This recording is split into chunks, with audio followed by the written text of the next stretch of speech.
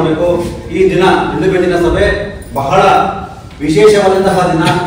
ನಾವು ಸಮಯ ವ್ಯರ್ಥ ಮಾಡದೆ ನೇರವಾಗಿ ಬಡವರ ಸಾಹೇಬ ಅಣ್ಣ ವೆಂಕಟೇಶ್ವರವರ ಮಾತುಗಳನ್ನು ಕೇಳೋದಕ್ಕೆ ನಾವೆಲ್ಲರೂ ಸಹ ಕುತೂಹಲದಿಂದ ನಾವು ಕಾಯ್ತಾ ಇದ್ದಾರೆ. ಹೋಗ್ಬಿಟ್ಟು ಅಣ್ಣ ವೆಂಕಟೇಶ್ವರ ಅದರ ಅಧ್ಯಕ್ಷತೆಯನ್ನು ವಹಿಸಿರ್ತಕ್ಕಂಥ ಡಾಕ್ಟರ್ ಎನ್ ಮೂರ್ತಿ,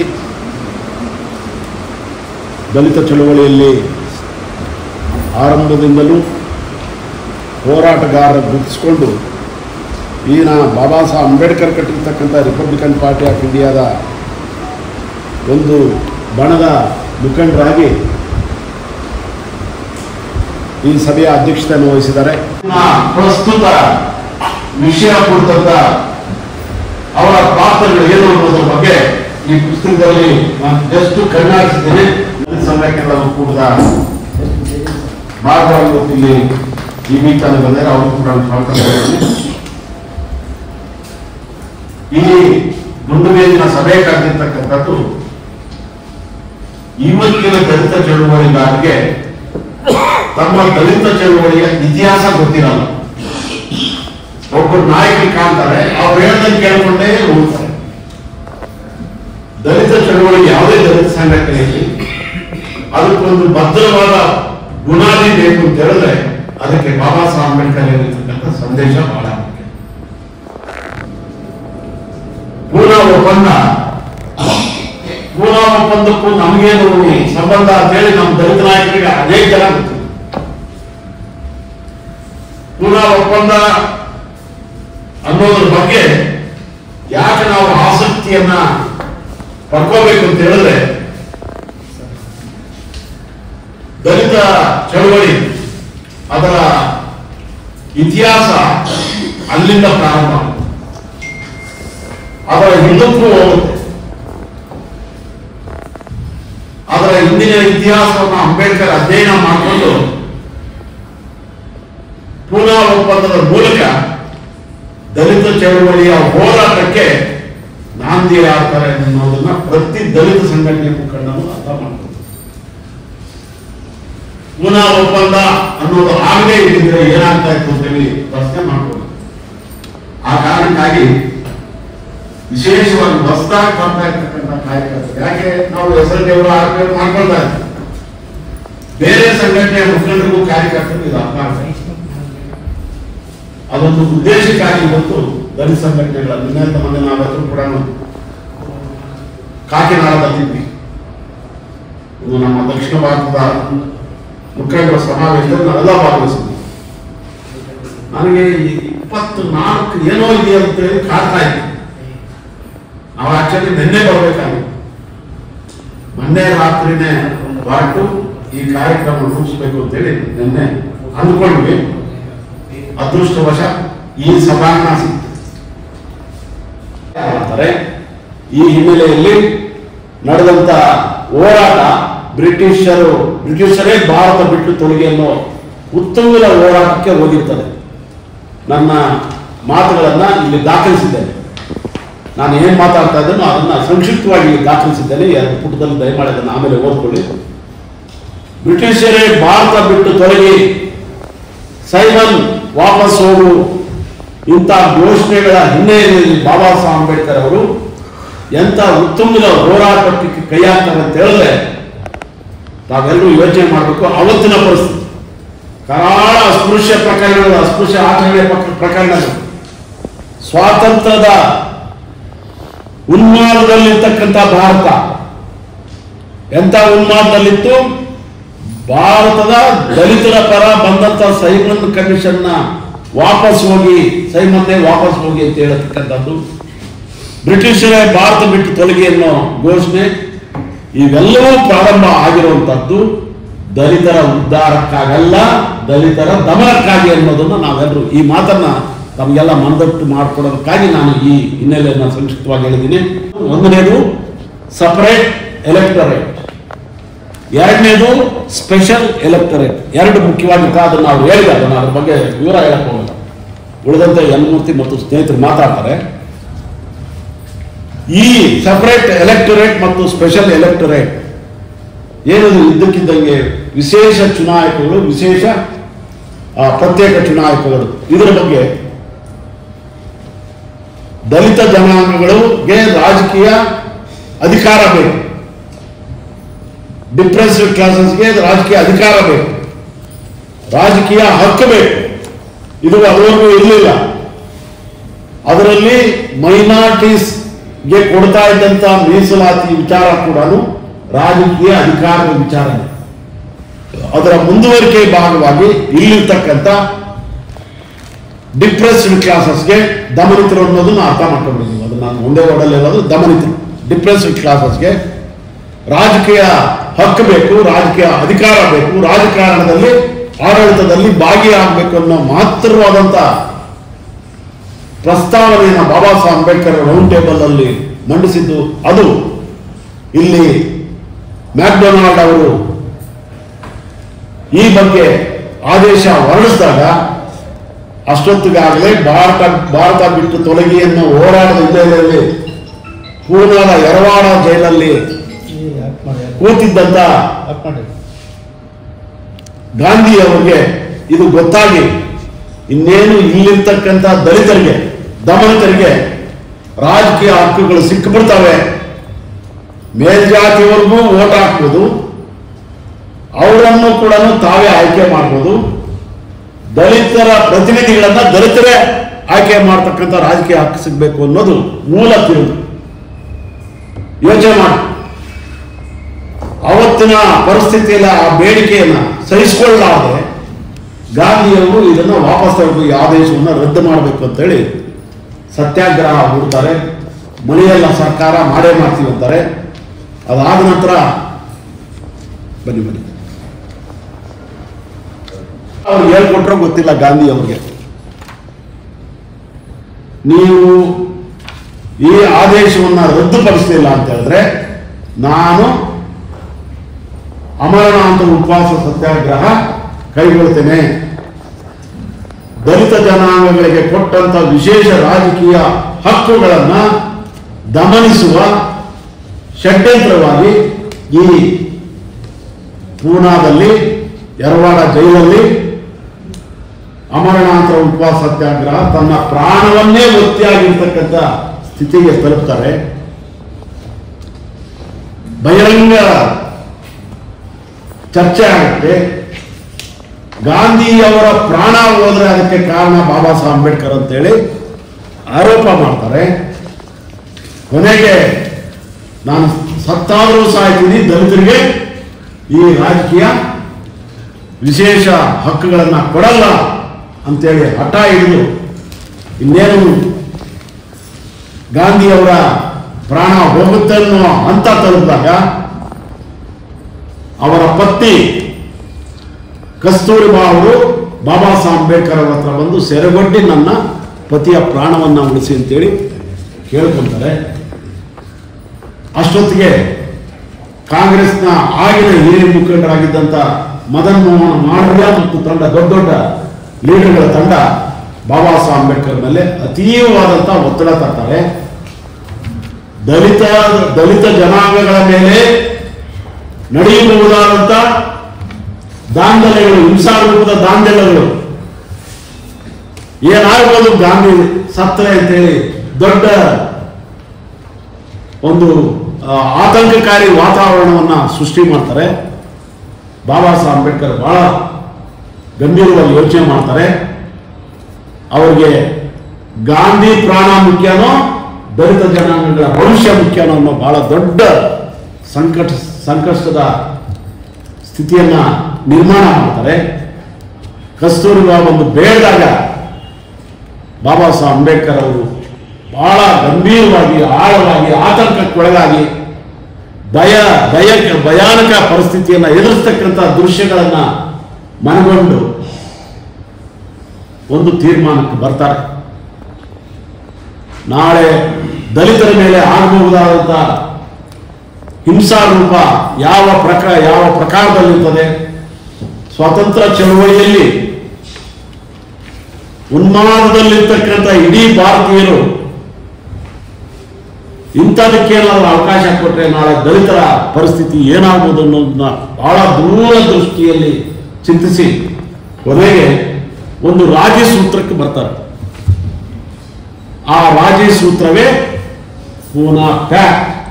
ಆ ರಾಜಿ ಸೂತ್ರದ ವಿಷಯ ಇಷ್ಟೇನೆ, ದಲಿತರಿಗೆ ಈ ಏನು ನಾವು MLAಗಳು MLCಗಳು MP ಗಳು ಏನು ರಿಸರ್ವೇಶನ್ ಆಗಿನ ಕಾಲಕ್ಕೆ ಕಡಿಮೆ ಸ್ಥಾನದಲ್ಲಿತ್ತು, ಇವತ್ತು ದೊಡ್ಡದಾಗಿದೆ. ಆ ರಿಸರ್ವೇಶನ್ ಕಾನ್ಸ್ಟಿಟ್ಯೂಯೆನ್ಸಿಗಳನ್ನ ನಿರ್ಮಾಣ ಮಾಡೋದು. ಅದರ ಮೊದಲಿದ್ದು ಸಪರೇಟ್ ಎಲೆಕ್ಟ್ರೇಟ್ ಮತ್ತು ಸಪರೇಟ್ ಸ್ಪೆಷಲ್ ಎಲೆಕ್ಟ್ರೇಟ್. ಅದರ ಬದಲಿಗೆ ಇದನ್ನ ಒಪ್ಪಿಕೊಳ್ಳಿ.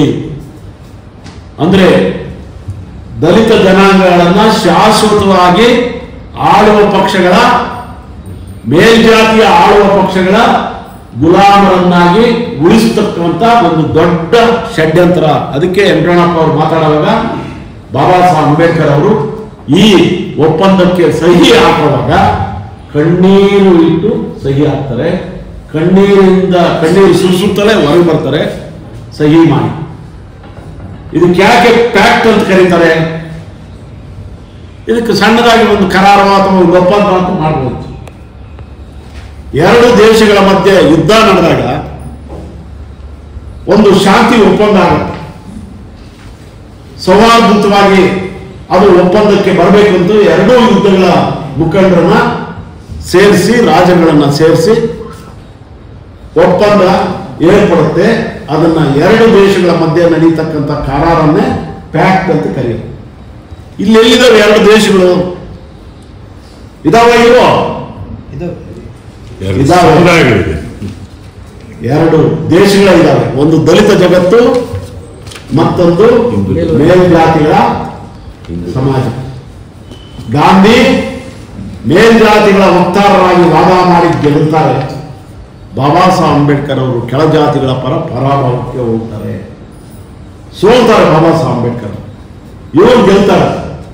ನಮ್ಮ ಜನಾಂಗ ಇನ್ನು 100 ವರ್ಷಗಳಾದರೂ ಕೂಡ ಸ್ವಾತಂತ್ರ್ಯ ನಂತರ ಗುಲಾಮಗಿರಿಯಲ್ಲೇ, ರಾಜಕೀಯವಾಗಿ ಗುಲಾಮಗಿರಿಯಲ್ಲೇ ಬದುಕ್ತಕ್ಕಂಥ ಸ್ಥಿತಿ ನಿರ್ಮಾಣ ಮಾಡೋದಕ್ಕೆ ನಾನೇ ಸಹಿ ಮಾಡಿದ್ದೇನೆ ಅಂತೇಳಿ ಹೇಳುವಂಥ, ನಾನೇ ಸಹಿ ಮಾಡ್ತಾ ಇದ್ದೀನಿ ಅಂತೇಳಿ ಪಶ್ಚಾತ್ತಾಪದ ದುಃಖ ಉಮ್ಮಳಿಸಿ ಬರ್ತದೆ. ಅದರ ಒಡಂಬಡಿಕೆ, ನಾವು ಕರೆಕ್ಟ್ ಆದಂಥ ಪದ ಉಪಯೋಗಿಸೋದು ಒಪ್ಪಂದ ಅಲ್ಲ, ಪುನಃ ಒಡಂಬಡಿಕೆ. ಗಂಭೀರ ಸ್ವರೂಪ ಯಾವ ರೀತಿ ಇರುತ್ತೆ ಅನ್ನೋದನ್ನ ತಾವೆಲ್ಲರೂ ಯೋಚನೆ ಮಾಡಬೇಕು. ಹೀಗಾಗಿ ನನ್ನ ಈ ಭಾಷಣದ ಶೀರ್ಷಿಕೆಯನ್ನ ಇದು ದಲಿತರ ಪ್ರಾತಿನಿಧ್ಯವೇ ದಲಿತರ ವಿಮೋಚನೆಯ ಮಾರ್ಗ, ಮೀಸಲಾತಿ ಅಲ್ಲ ಅಂತ ಹೇಳಿದೆ. ಅಂದ್ರೆ ಬಾಬಾ ಸಾಹೇಬ್ ಅಂಬೇಡ್ಕರ್ ಯಾವತ್ತೂ ಮೀಸಲಾತಿ ಕೇಳಿಲ್ಲ. ಬನ್ನಿ ಕೃಷ್ಣ, ಯಾವತ್ತೂ ಮೀಸಲಾತಿ ಕೇಳಿಲ್ಲ. ಇದನ್ನ ಮನಸ್ಸಲ್ಲಿ ಇಟ್ಕೊಂಡ್ಬಿಡ್ರಿ. ಗಾಂಧಿ ಮೂಲಕ ಕಾಂಗ್ರೆಸ್ ಅವರು ಹೇಳಿದಂತ ಮೀಸಲಾತಿ ಮತ್ತು ಬಾಬಾ ಸಾಹೇಬ್ ಅಂಬೇಡ್ಕರ್ ಸಪರೇಟ್ ಎಲೆಕ್ಟರೇಟ್ ಮೂಲಕ ಕೇಳಿದಂತ ರೆಪ್ರೆಸೆಂಟೇಷನ್, ಪ್ರಾತಿನಿಧ್ಯ. ಬನ್ನಿ ಕೃಷ್ಣ, ಬನ್ನಿ ಇದೇ ಬಹಳ ಮುಖ್ಯವಾಗಿರ್ತಕ್ಕಂಥದ್ದು. ನಿಮಗೆ ಪ್ರಾತಿನಿಧ್ಯ ಬೇಕೋ ಮೀಸಲಾತಿ ಬೇಕೋ, ಎರಡು ಪ್ರಮುಖವಾಗಿರ್ತಕ್ಕಂಥ ವಿಷಯ. ಮೀಸಲಾತಿ ಪುನಃ ಒಪ್ಪಂದ, ಪ್ರಾತಿನಿಧ್ಯ ಅಂಬೇಡ್ಕರ್ ಒಪ್ಪಿದ್ದಲ್ಲ. ಪ್ರಾತಿನಿಧ್ಯ ಗಾಂಧಿ ಒಪ್ಪಿದ್ದಲ್ಲ, ಅಂಬೇಡ್ಕರ್ ಮಾಡಿದ. ಹೀಗಾಗಿ ಎರಡು ಭಾರತದ ಒಳಗಿನ ಎರಡು ಜಗತ್ತುಗಳ ಮಧ್ಯೆ, ಎರಡು ದೇಶಗಳ ಮಧ್ಯೆ, ಎರಡು ಸಂಸ್ಕೃತಿಗಳ ಮಧ್ಯೆ ಶೋಷಿತರು ಮತ್ತು ಶೋಷಣೆ ಮಾಡತಕ್ಕಂಥವ್ರ ಮಧ್ಯೆ ಏರ್ಪಟ್ಟಂತ ಈ ಒಡಂಬಡಿಕೆ ದಲಿತ ರಾಜಕಾರಣದಲ್ಲಿ ಬಹಳ ದೊಡ್ಡ ದುರಂತವೇ ಸರಿ ಅಂತೇಳಿ ನಾವೆಲ್ಲರೂ ಕೂಡ ಇದನ್ನ ಗಂಭೀರವಾಗಿ ಪರಿಗಣಿಸಿ, ಅವತ್ತು ಅದು ನಡೆದಿದ್ದರಿಂದಲೇ ಇವತ್ತು ಕೂಡ ಮಲ್ಲಿಕಾರ್ಜುನ ಖರ್ಗೆ ಅಂತವರು ದೊಡ್ಡ ಗುಲಾಮರಾಗಿ ಉಳಿದಿದ್ದಾರೆ. ದಯಮಾಡಿ ಯಾರು ತಪ್ಪು ತಿಳ್ಕೊಬೇಡಿ, ಇದನ್ನು ಸತ್ಯ. ನಾನು ಖರ್ಗೆ ಅವರು ಇವತ್ತು AICC ಅಧ್ಯಕ್ಷರು, ಪ್ರಧಾನಿ ಮಾಡಿ ಅಂದ್ರೆ ಮಾಡ್ತಾರ ಅವರು? ಒಪ್ಕೊಂಡ, ಇವತ್ತು ಒಪ್ಕೊಂಡ್ಬಿಡ. ಬೇಷರತ್ತಾಗಿ ಖರ್ಗೆಯನ್ನ ನೀವು ಪ್ರಧಾನಿ ಮಾಡ್ತೀರಾ? ಜಗಜೀವನ್ ರಾಮ್ ಅವ್ರನ್ನೇ ಮಾಡಲಿಲ್ಲ, ಇನ್ನ ಖರ್ಗೆ ಅವ್ರನ್ನೇ ಮಾಡ್ತಾರೆ. ಯೋಚನೆ ಮಾಡಿದ್ದೀನಿ. ಇವತ್ತು ನಮ್ಮ ವಿಧಾನಸಭೆಯಲ್ಲಿರ್ತಕ್ಕಂಥ, ಲೋಕಸಭೆಯಲ್ಲಿರ್ತಕ್ಕಂಥ ಎಲ್ಲ ಶಾಸಕರು, ಸಂಸದರು ಯಾಕೆ ಅವರ ಪಾರ್ಟಿಗಳಿಗೆ ಗುಲಾಮರಾಗಿರ್ತಾರೆ, ಜನಾಂಗಕ್ಕೆ ಸೇವಕರಾಗಿರಲ್ಲ ಅಂತ ಹೇಳಿದ್ರೆ ಇದು ಮೂಲ. ನಮ್ಗೆ ಯಾರು ಗೊತ್ತಿಲ್ಲ ಇದು. ಅದಕ್ಕೆ ಬುನಾದಿ ಆಗಿರುವಂಥದ್ದು ಅವತ್ತು ಬಾಬಾ ಸಾಹೇಬ್ ಅಂಬೇಡ್ಕರ್ ಅವ್ರಿಗೆ ಏನಾದರೂ ಅವತ್ತು ಹಠ ಹಿಡಿದ್ರೆ ಗಾಂಧಿ ರೀತಿಯಲ್ಲಿ ನಮಗೆ ಪ್ರತ್ಯೇಕ ಮತ್ತು ವಿಶೇಷ ಚುನಾವಣೆಗಳು ಬೇಕು ಅಂತ ಹೇಳಿದ್ರೆ ನಮ್ಮ ಪರಿಸ್ಥಿತಿ ಏನಾಗ್ತಾ ಇತ್ತು? ಕನಿಷ್ಠ 10 ಜನ ಪ್ರಧಾನಮಂತ್ರಿಗಳಾಗಿರ್ತಾ ಇದ್ರು ದಲಿತರು. ಕನಿಷ್ಠ ಇದುವರೆಗೆ 10 ಜನ ಪ್ರಧಾನಮಂತ್ರಿಗಳಾಗಿರ್ತಾ ಇದ್ರು. ಪ್ರತಿ ರಾಜ್ಯದಲ್ಲಿ 2-3 ದಲಿತರು ಮುಖ್ಯಮಂತ್ರಿಗಳಾಗಿರ್ತಾ ಇದ್ರು. ಪ್ರಧಾನಮಂತ್ರಿ ಆದ ತಕ್ಷಣ ಎಲ್ಲ ಆಗುತ್ತೆ ಅಂತಲ್ಲ, ಆದರೆ ಪ್ರಧಾನಮಂತ್ರಿ ಮತ್ತು ಮುಖ್ಯಮಂತ್ರಿ ಆಗೋದರ ಮೂಲಕ ಈ ಜನಾಂಗ ಆಳುವ ವರ್ಗ ಆಗುತ್ತೆ. ಸಿದ್ದರಾಮಯ್ಯ ಅವರು ಮಾಮೂಲಿ ಕುರುಬರು, ಮುಖ್ಯಮಂತ್ರಿ ಆದ ತಕ್ಷಣ ಇಡೀ ಕುರುಬ ಜನಾಂಗ ಇವತ್ತು ಆಳುವ ವರ್ಗ ಆಗಿದೆ. ಇದನ್ನು ಯಾರಾದರೂ ಅಲಗಳೆಯಕ್ಕಾಗತ್ತಾ? ಹೇಳ್ರಿ. ಇಲ್ಲಿ ನಮ್ಮಲ್ಲೇ ಇರ್ತಕ್ಕಂಥವ್ರು ಯಾರಾದರೂ ಒಬ್ಬರು ಮುಖ್ಯಮಂತ್ರಿ ಆಗ್ತೀವಿ ಅಂತ ಹೇಳಿದ್ರೆ ಏನಾಗುತ್ತೆ ಅಂತ ಯೋಚನೆ ಮಾಡಿ.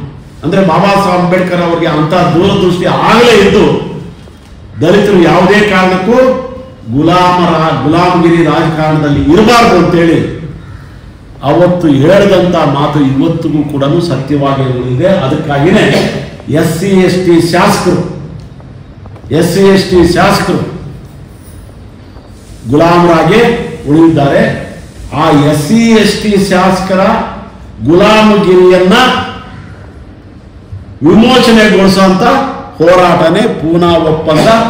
ಮತ್ತೊಮ್ಮೆ ಚಿಂತಿಸಬೇಕಾಗಿರ್ತಕ್ಕಂಥ ವಿಚಾರ ಅಂತೇಳಿ ಈ ಸಂದರ್ಭದಲ್ಲಿ ನಾನು ಹೇಳಿ, ಆಗ್ಬೇಕೋ ಬೇಡವೋ ಇವತ್ತು ನಾವು ಪೂನಾ ಒಪ್ಪಂದಕ್ಕೆ ನಾವು ಬಲಿಯಾಗಿರೋಣ.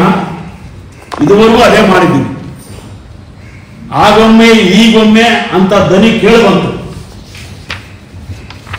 ರಿಪಬ್ಲಿಕನ್ ಪಾರ್ಟಿ ಆಫ್ ಇಂಡಿಯಾಗೆ ಒಂದು ಇತಿಹಾಸ ಇದೆ. ಇದೇ ಕಾರಣಕ್ಕಾಗಿ ಪ್ರಥಮ ಬಾರಿಗೆ ದಾದಾ ಸಾಹೇಬ್ ಗಾಯಕ್ವಾಡ್ ಅವರು ಪಾರ್ಲಿಮೆಂಟ್ ಅಲ್ಲಿ ಪ್ರಥಮ ವಿರೋಧ ಪಕ್ಷದ ನಾಯಕರಾಗಿ ತಂದಂತ ಎಲ್ಲ ಸುಧಾರಣೆಗಳೇ ಇವತ್ತು ಎಲ್ಲ ಸರ್ಕಾರಗಳು ಕಾನೂನು ಕಾಯ್ದೆಗಳ ರೂಪದಲ್ಲಿ ತಮ್ಮ ಇಚ್ಛೆಯಂತೆ ಮಾಡ್ತಾ ಇರ್ತಕ್ಕಂಥ. ಲ್ಯಾಂಡ್ ರಿಫಾರ್ಮ್ಸ್ ಎಲ್ಲಿಂದ ಬಂತು?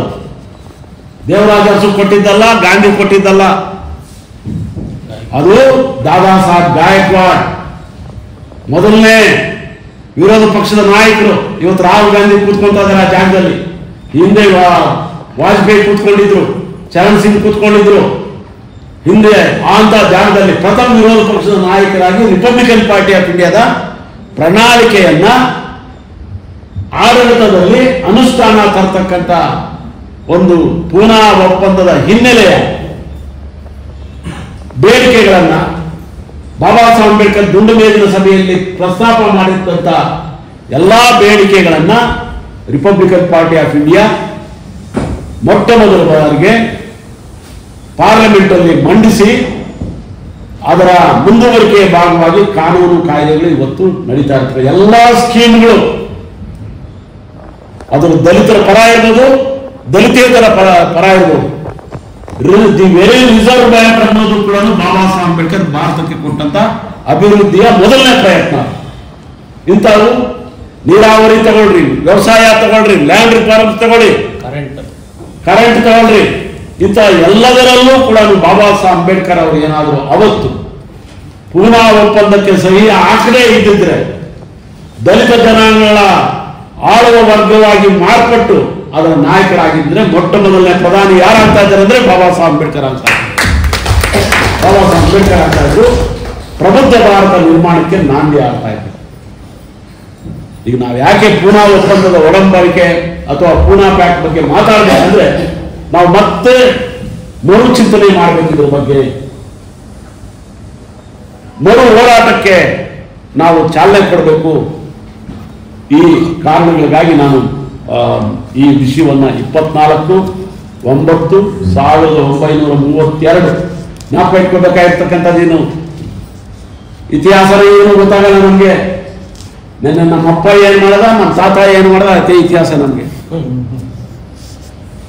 ಅದೇ ಇತಿಹಾಸ ನಮ್ಗೆ. ಎಲ್ಲ ಗುಲಾಮಿ ಸತ್ತೋದಿರ್ತಾನೆ, ಇದುವರೆಗೂ ನಮ್ಮನ್ನು ಆಳದಂತವ್ರು. ಅದಕ್ಕೆ ಈ ಶಾಪ ಇದೆ.